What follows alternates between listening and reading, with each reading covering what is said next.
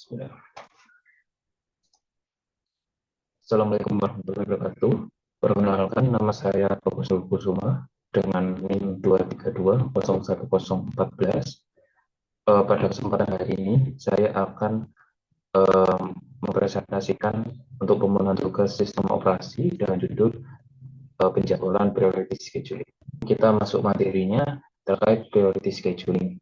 Apa itu priority scheduling? Ini adalah sebuah penjadwalan di dalam sebuah sistem informasi. Sederhananya seperti itu. Sebelum masuk mengerti apa itu priority scheduling, alangkah baiknya kita mengenai dulu apa itu sistem operasi. Ya. Jadi di sini dijelaskan sistem operasi adalah perangkat lunak yang berfungsi sebagai perantara antara perangkat keras komputer dan perangkat lunak aplikasi. Sistem operasi mengelola sumber daya perangkat keras dan menyediakan layanan umum untuk program komputer. Nah, di mana yang punya fungsi utama manajemen proses, mengatur eksekusi proses, termasuk scheduling, synchronization, interprocess communication, manajemen memori, mengelola alokasi dan dealokasi memori utama untuk aplikasi dan sistem.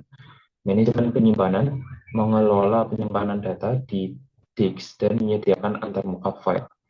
Manajemen perangkat, mengontrol perangkat input atau output seperti keyboard, mouse, printer, dan lainnya. Keamanan proteksi, melindungi data, dan proses akses yang tidak sah. Jadi sebenarnya ini menghubungkan antara kita sebagai pengguna dengan komputer agar komputer ini bisa berjalan sesuai yang kita inginkan. Nah, di dalamnya ada banyak fungsi utama yang sudah saya jelaskan seperti tadi. Oke, next. Selanjutnya untuk contoh implementasi sistem operasi. Jadi sekarang sudah banyak ya sistem implementasi sistem operasi. Apa saja? Contohnya ada di Windows OS. Di sini dikembangkan oleh Microsoft, biasanya digunakan untuk komputer pribadi dan workstation untuk bekerja. Contoh penggunaannya untuk Office, ya di kantor, gaming, dan aplikasi bisnis. Kedua ada Android OS. Nah, sistem operasi berbasis kernel Linux untuk perangkat seluler, ya seperti HP, tablet, dan lain sebagainya. Digunakan pada smartphone atau smartphone dan tablet, dan untuk implementasi Samsung Galaxy, Xiaomi, OPPO, dan beberapa merek lainnya. Ketika ada Linux OS, sistem operasi yang berbasis kernel Linux yang open source. Nah, biasanya cocok untuk superkomputer dan pengembangan aplikasi dan server. Begitu. Yang selanjutnya contoh distribusinya di Ubuntu, GenOS, dan Debian. Selanjutnya ada Real-Time Operating System (RTOS), sistem operasi yang memberikan respon waktu nyata untuk aplikasi kritis. Contoh penggunaannya seperti di sistem navigasi pesawat, kontrol robotik, dan perangkat medis. Selanjutnya ada macOS, dikembangkan oleh Apple untuk perangkat Mac, terintegrasi dengan ekosistem Apple seperti iPhone, iPad, cocok untuk desain grafis dan pengembangan aplikasi editing video seperti itu. Jadi setiap sistem operasi punya kelebihan masing-masing dan kekurangan masing-masing. Jadi kita bisa menggunakannya sesuai kebutuhan. Oke, next.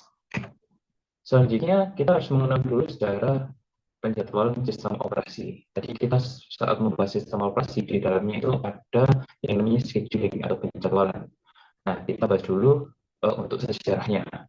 Nah, di era awal 1940-an sampai 1950-an, di sini dikenal dengan batch processing. Penjadwalan dilakukan secara gratis, operator komputer secara manual mengatur urutan pekerjaan dalam batch berdasarkan kebutuhan. Jadi masih sangat manual untuk melakukan penjadwalan. Yang kedua itu era multitasking. Tahun 1960-an dengan time sharing. Algoritma round robin menjadi populer untuk sistem time sharing. Setiap proses diberi waktu isi secara bergantian. Penjadwalan berbasis prioritas mulai digunakan untuk tugas kritis. Jadi apabila di era sebelumnya masih sangat manual, di sini sudah mulai tersistemkan. Ada algoritma bernama round robin yang populer saat itu, dan sudah ada mekanisme untuk penentuan eksekusi berdasarkan prioritas yang diinginkan, seperti itu. Lanjut di era multi-programming tahun 1970-an, di sini sudah terjadi peningkatan efisiensi. Algoritma seperti sort job, next, SCN, dan priority scheduling mulai diperkenalkan. Jadi pada periode ini sudah lebih efisien karena sudah ada beberapa algoritma yang sudah diterapkan. Begitu. Lanjutnya ke era real-time system tahun 1980-an, sistem waktu nyata. Algoritma seperti rate monotonic scheduling (RMS) dan earliest deadline first menjadi populer. Nah, di sini sudah menjadi real time ya. Jadi ketika kita mengirim sesuatu atau informasi tersebut lalu bisa dibaca oleh yang membutuhkan. Jadi tidak ada seperti waktu tunggu gitu. Jadi sudah real time. Terakhir di era modern 1990-an sampai sekarang multi-core dan cloud computing. Nah, penjadwalan multi-threading mendukung eksekusi beberapa task threads dalam satu proses. Penjadwalan beban di cloud menyumbangkan berdaya di banyak server. Penjadwalan energi mengoptimalkan penggunaan daya, terutama untuk perangkat seluler. Nah, dari berkembangnya zaman, mulai tahun 1990 sampai sekarang, dunia sudah semakin modern dan banyak sekali perangkat tidak terbatas di sebuah komputer ya, dan banyak sekali merek seperti contohnya tadi uh, Mac OS, Windows, Linux, dan lain sebagainya. Mereka membutuhkan penjadwalan yang lebih kompleks sehingga di era sekarang sudah dikembangkan teknologi yang berada di bawah ini begitu. Bahkan untuk penyimpanan kita tidak perlu di server lokal, tapi kita bisa menggunakan cloud server. Jadi penyimpanan di di cloud atau di server yang lain yang lebih besar, yang tentunya sudah sangat optimal dan efisien. Seperti itu. Jadi ini secara singkat terkait penjadwalan sistem operasi. Next. Selanjutnya kita bahas target priority scheduling. Nah, ini sudah masuk materi. Kita perlu tahu dulu apa itu priority scheduling gitu, atau prioritas penjadwalan. Priority scheduling adalah metode penjadwalan CPU di mana setiap proses diberikan prioritas dan CPU dialokasikan ke proses berdasarkan prioritas tertinggi. Jika beberapa proses memiliki prioritas yang sama, maka akan digunakan FIFO. Jadi di sini sistem kita beritahu mana nih yang prioritas. Nah, dan sesuai prioritas tersebut akan dieksekusi oleh sistem atau komputer seperti itu. Nah, apabila ada prioritas yang sama, maka akan digunakan algoritma FIFO atau first in first out seperti itu, sesuai urutan lah begitu. Selanjutnya adalah jenis priority scheduling.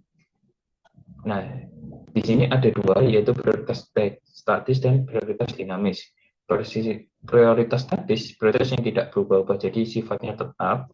Tapi kalau dinamis, mekanisme di sini dijelaskan mekanisme menanggapi perubahan lingkungan sistem beroperasi.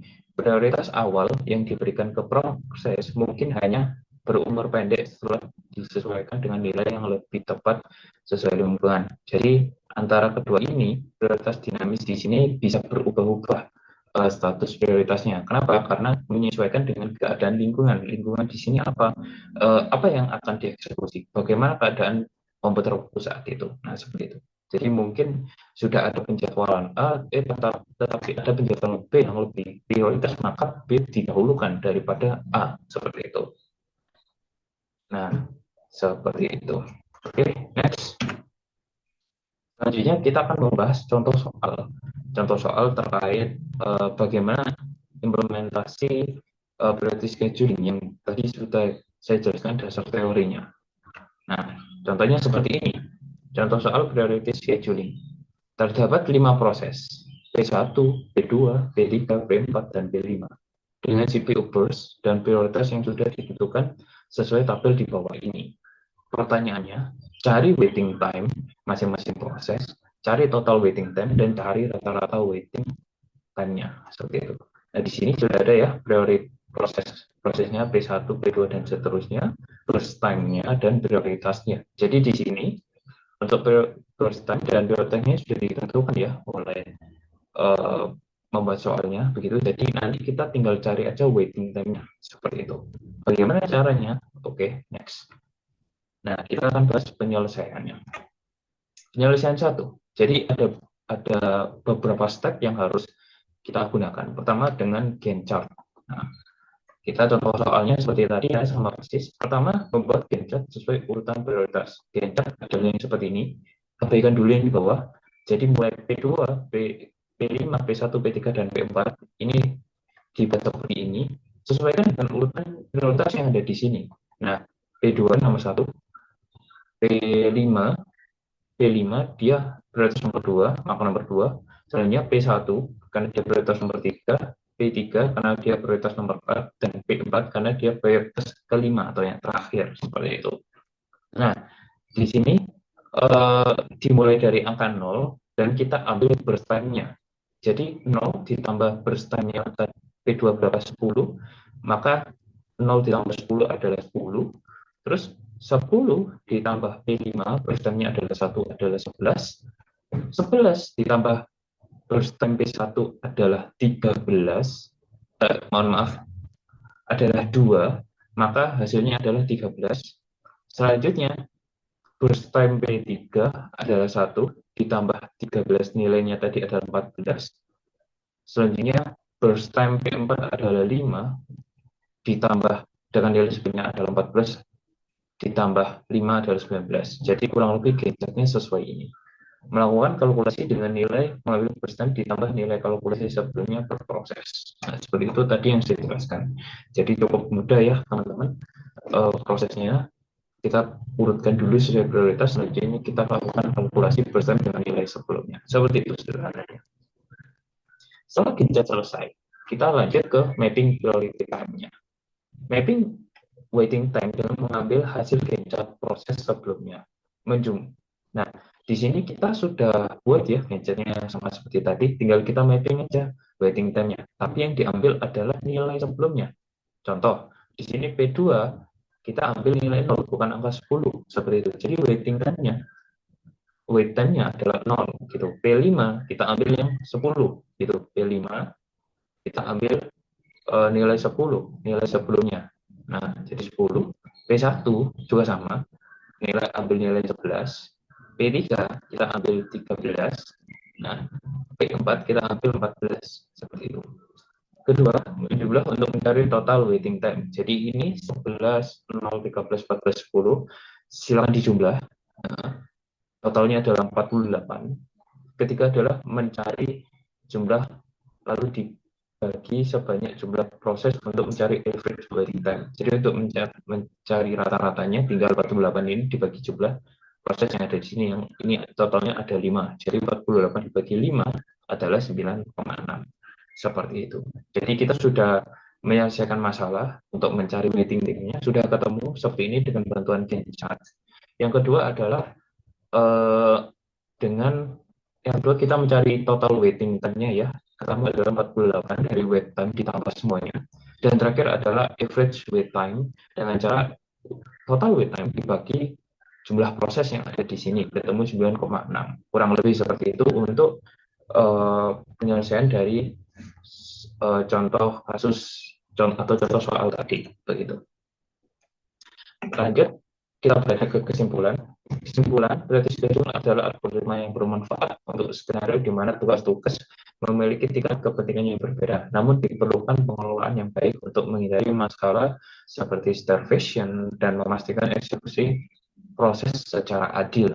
Jadi memang kembali lagi tergantung prioritas mana yang didahulukan, sistem hanya mengeksekusi sesuai urutan prioritas, kurang lebih seperti itu. Oke, sekian. Terima kasih. Terkait penjelasan, terima kasih. Mohon maaf bila ada salah kata. Selanjutnya, mari kita coba implementasi dari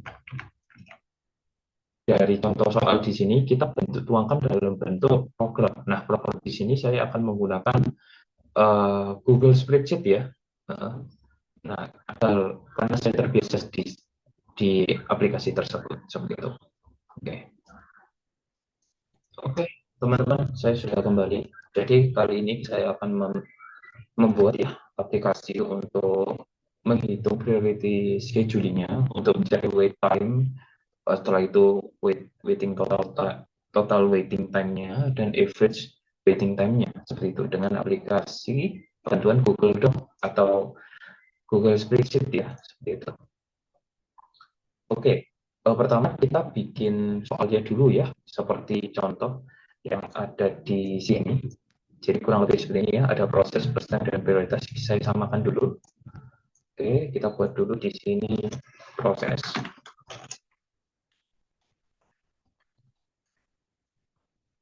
First time. Kembali. First time.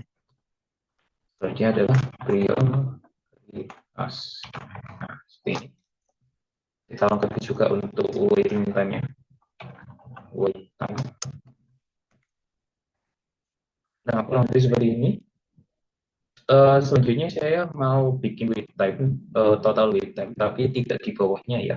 Kalau di contoh soalnya tadi kan di bawahnya ya, tapi saya mau di sebelah kanan. Nanti fungsinya ini biar kalau dia panjang sampai bawah ada 1000 data, kita bisa tetap hitung tidak terbatas 5, 10 dan lain sebagainya. Nah, seperti itu. Jadi saya buatkan di sebelah kanan seperti itu ya, teman-teman. Saya singkat saja. Dan terakhir adalah average AWT.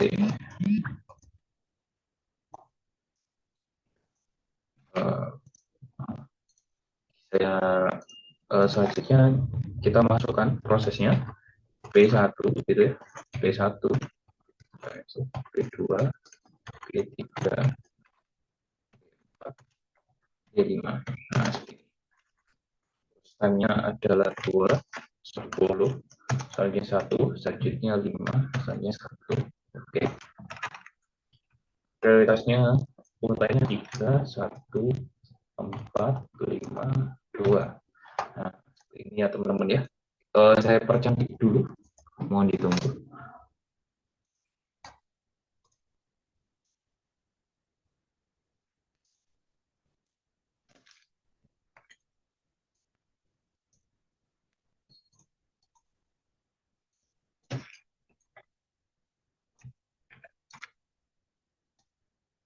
Oke, semua mau saya taruh tengah. Nah, seperti ini. Saya warna biru biar cantik kali. Biru biar dia tidak terlalu, nah kayak gini. Ini juga warna biru gitu. Oke, sudah selesai untuk mempercantiknya. Nah, sesuai penjelasan saya tadi, pertama kita pakai tabel bantuan yang namanya itu Gencat gitu ya. Tetapi kalau Gencatnya biasanya teman-teman, kalau yang saya contohkan tadi dia pancing ke kanan ya teman-teman, ya itu bisa, cuma tidak efisien gitu ya. Kita mau bikin yang dia itu efisien, jadi mudah dilakukan terus-menerus seperti itu.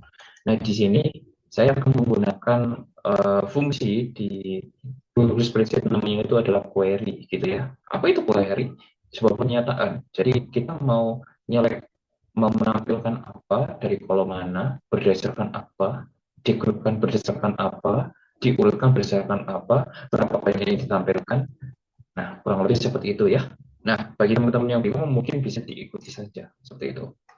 Nah, query dasarnya adalah sama dengan query. Nah, pilih saja mana yang mau datanya mau diambil. Saya ambil contoh mulai dari sini ya, karena kita yang mau cari tahu urutin dulu. Saya mau tampilannya itu diurut dulu berdasarkan prioritas ya. Jadi blok di sini aja. Terus karena agar dia bisa semisal ya kita tampil ada 100 proses lagi dan seterusnya, agar lebih mudah kita langsung ubah aja ya di sini teman-teman. Jadi misalnya di 100 seperti itu. Jadi dia otomatis panjang sampai baris ke 100 gitu. Seperti itu. Nah, kalau sudah titik koma, di sini berbeda teman-teman ya. Mungkin di teman-teman bisa pakai koma, kalau di saya pakainya titik koma seperti itu.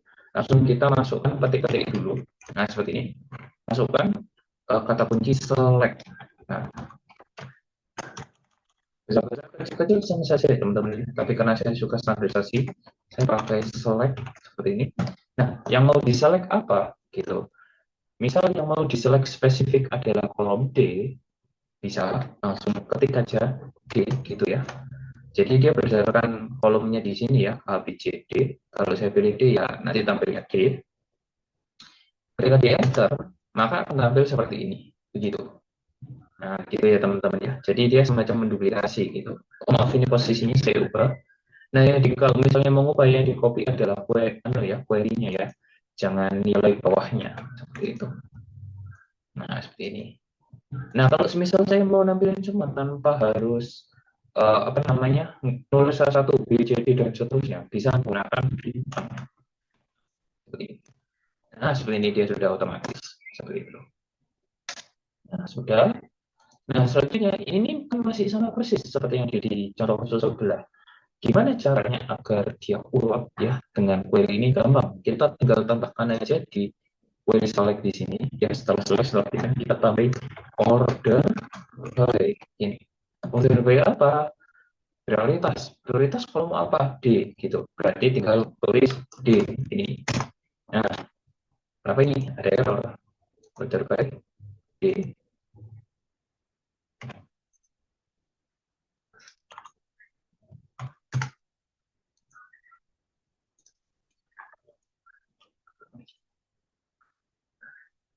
Nah, ya ini kenapa dia sampai tidak kosong ya? Karena kita select-nya itu sampai 100 gitu ya. Nah, kalau kita lihat urutan, kalau nilainya kosong, biasanya di atas sendiri seperti itu. Nah, kalau kita scroll ke bawah, nah dia pindah ke bawah. Kenapa kok seperti itu? Karena di sini kita tidak kasih tahu kalau query-nya itu cari ada yang ada prosesnya aja.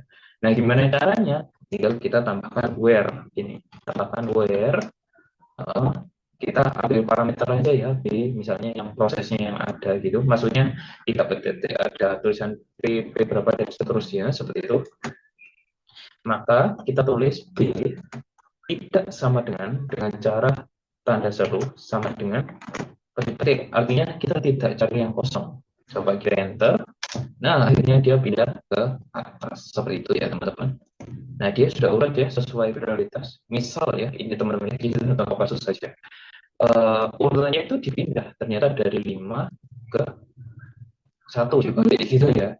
Nah kita ganti aja descending ini DSC gitu. Nah dia otomatis terbalik gitu. Tapi kalau sesuai default dia ascending dari terkecil ke terbesar gini ascending. Ditulis atau tidak itu sama aja ya, sesuka-suka kalian seperti itu. Oke, nah, kita sudah nemu urutannya, sudah nemu urutannya sesuai prioritas ya teman-teman. Selanjutnya kita kalkulasikan gitu. Saya perlu nilai awal di atas itu adalah kita beli nilai awal dulu karena di gensetnya tadi ada nilai awalnya ya, dan nilai awalnya itu pasti 0 gitu. Masukkan aja nilai awal gitu, kita kalkulasikan.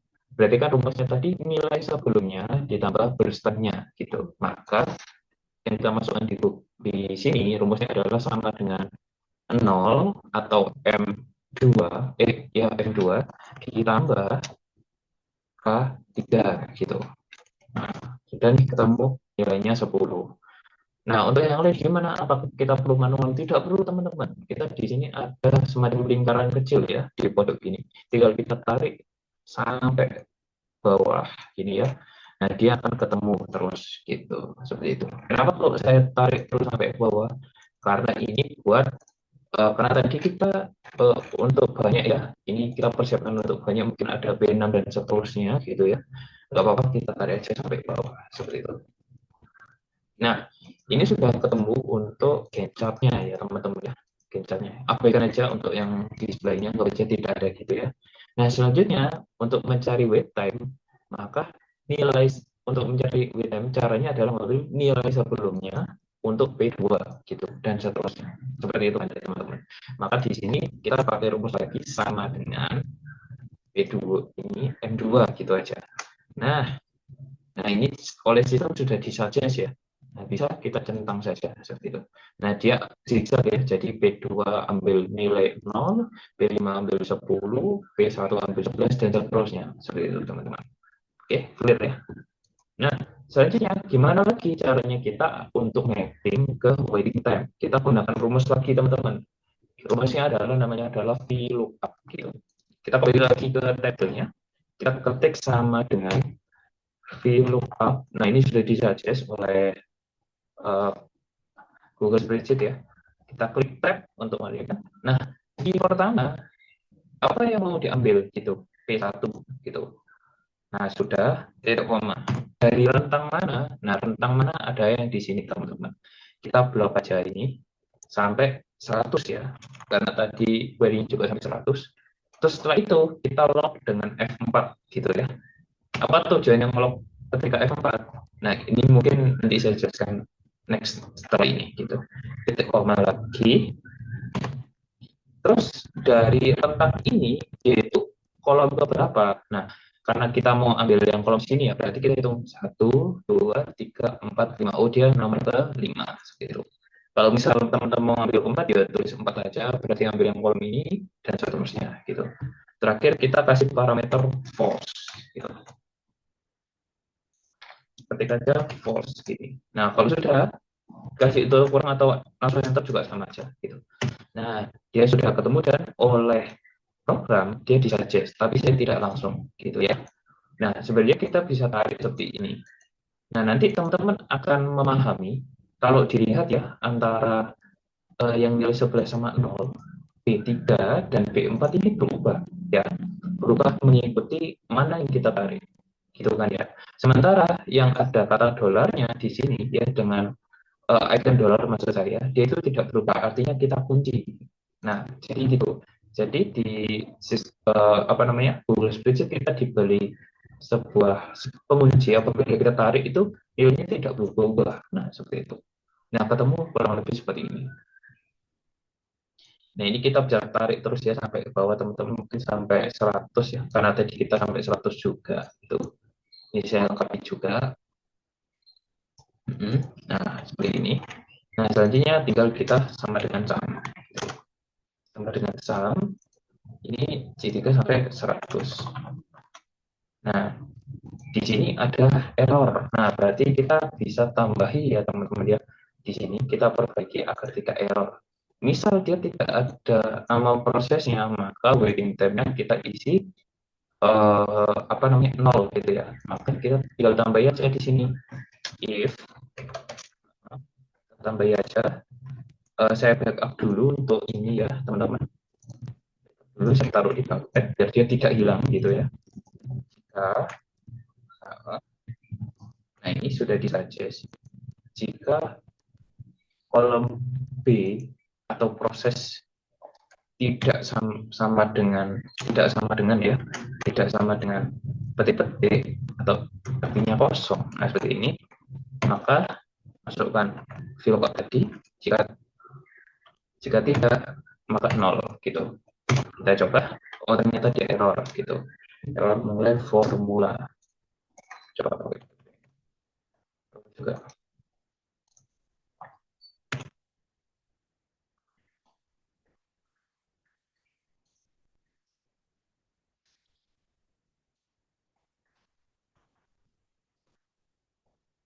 Oh, kita balik aja teman-teman ya. Nah, misal gini aja, jika, oh sorry, ini kita bisa bungkus dengan kata not gitu ya. Tapi kelamaan mungkin gini aja kita balik aja ya. Jadi kalau dia B3 itu sama dengan PT atau tidak ada proses apapun, maka, oh sorry, kita lengkapi aja ya. Misal kita pakai algoritma N, gini. Jika B3 sama dengan petik-petik dan selanjutnya adalah burst time juga sama dengan petik-petik, artinya kosong, terus C3 juga sama dan prioritasnya juga petik-petik ini ya. Nah, kayak gini. Atau apa ya? Jadi not sih, harusnya ini dibungkus dengan kata not gitu ya. Maaf, kita bungkus dengan kata not. Nah, ini saya coba dulu.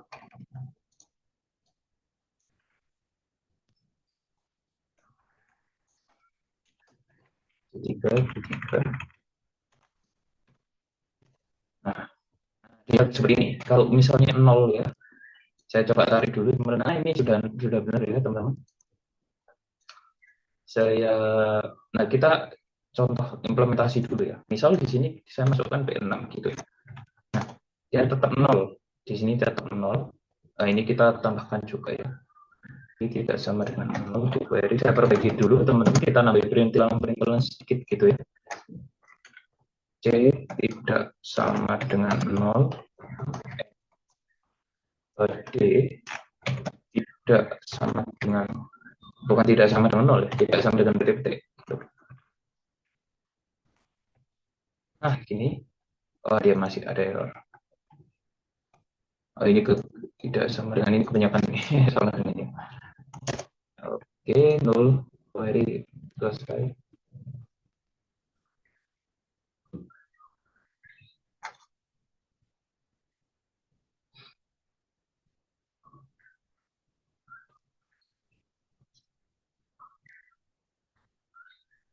URB tidak sama dengan BPT, C tidak sama dengan BPT, MD tidak sama dengan BPT.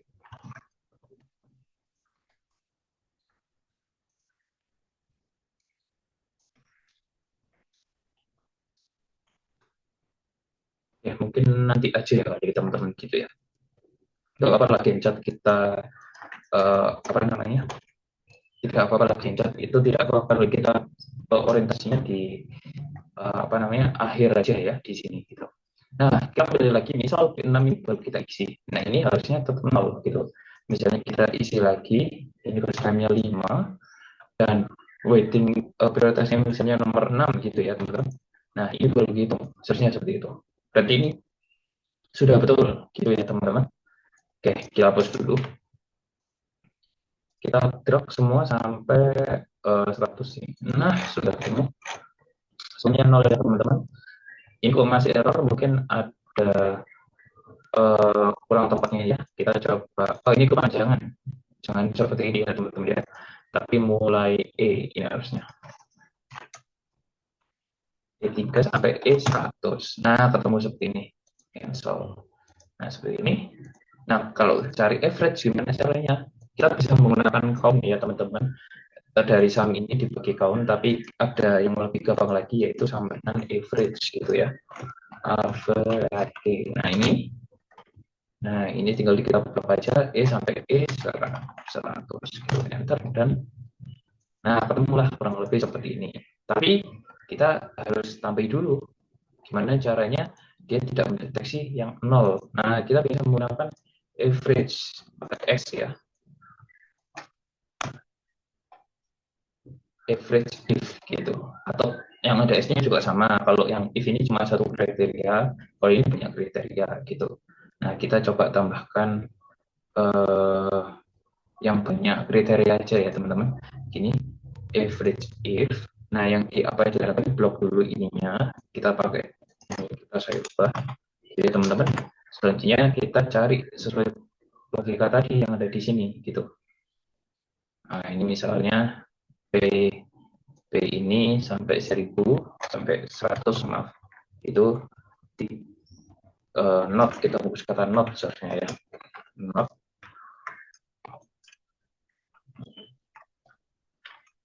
sama dengan PT. Nah, seperti ini. Kita coba enter dan maaf ini ada sedikit salah ketik ya. Nah, dia jadinya error memulai formula. Maaf ini terlalu banyak. P3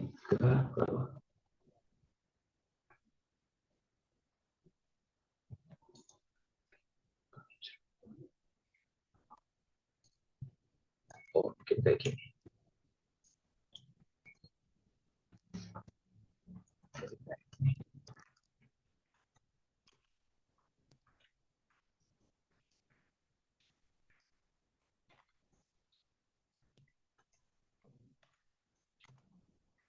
Division by 0 average.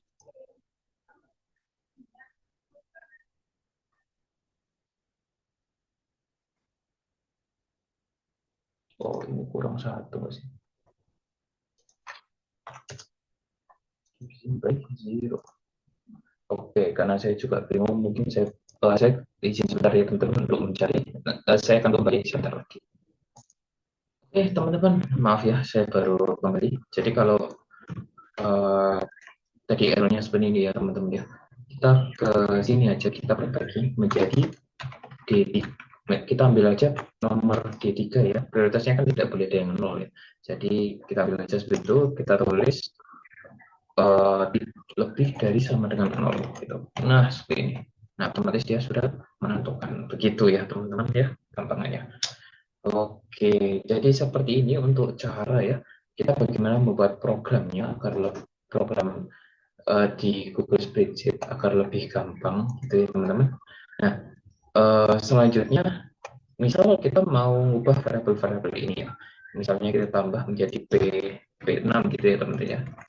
Nah, ini ditambahkan lagi P6 ini, sorry ya. Nah, gini, P6 urutannya nomor 6, maka ini akan berubah lagi. Seperti itu. Prioritasnya nomor 6 gitu. 67 dibagi 6 ya hasilnya betul kurang lebih seperti itu. Misal ini saya ubah jadi nomor 2, ini ganti nomor 1 gitu ya teman-teman. Oh, sorry, ini ganti nomor 6 maksudnya. Nah, dia otomatis berubah, termasuk kalkulasi yang ada di sebelah sini, begitu teman-teman. Jadi prioritas itu sangat bergantung ya, sesuai yang ada di sini.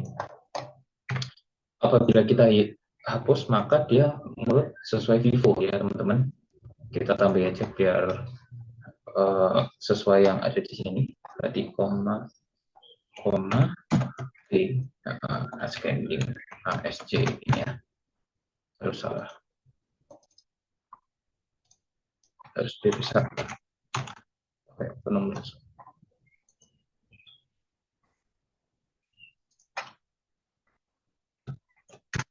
Nah, ini ya teman-teman ya. Misalnya tidak ada prioritasnya, ya ambilnya Vivo seperti itu prioritasnya gitu.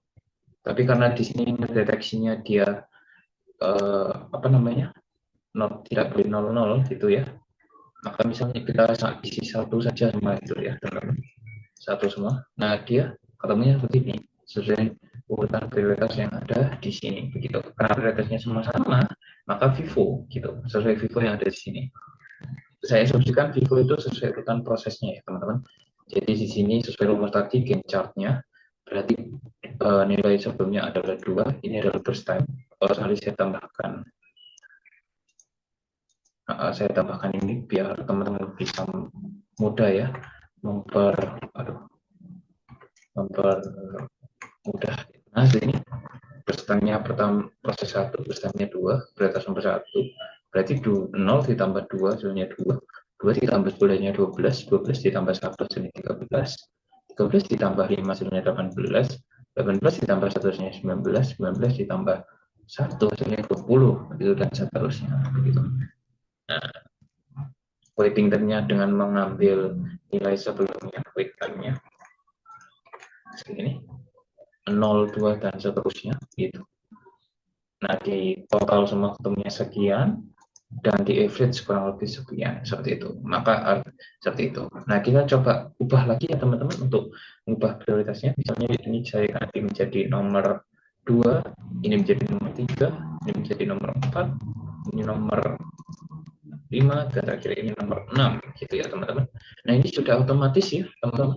Enaknya pakai Google Spreadsheet itu menurut saya seperti ini.